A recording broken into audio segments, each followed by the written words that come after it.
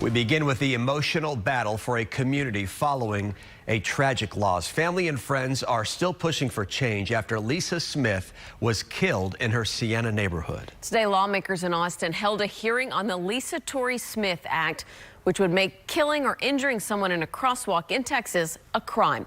KPRC 2's Jacob Rascone is live in Sienna with the family's push for change. Jacob?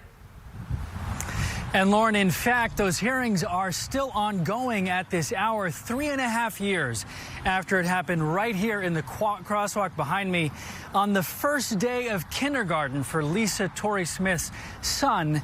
They are optimistic, those family members and the community fighting for change, that the act will eventually become law. I regret that morning not saying I loved you.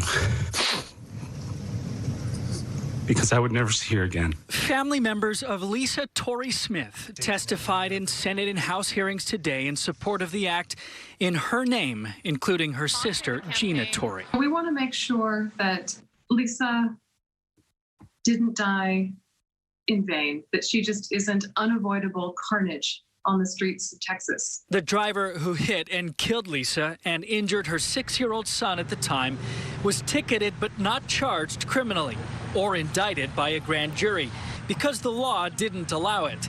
The Lisa Torrey Smith Act would change that law. Elliot Smith was Lisa's husband. You really need to take every day as a gift, and you don't know how many days you have, and tell your loved ones that you love them every time you get an opportunity.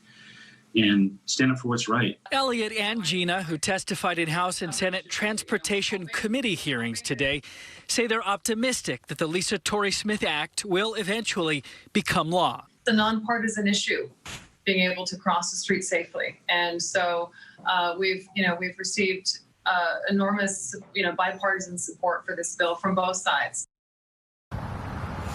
So the next step, as long as this makes it out of the committees, is that it will need to go before the full House and the full Senate sometime before May. If it becomes law, then it would go into place by September of this year. At least that's the plan now. And the family says they could not have done this without the support of the newly elected leadership in Fort Bend County and a couple of the sponsors, state lawmakers. Reporting live here in Missouri City, I'm Jacob Rascone. Back to you guys. Jacob, thank you.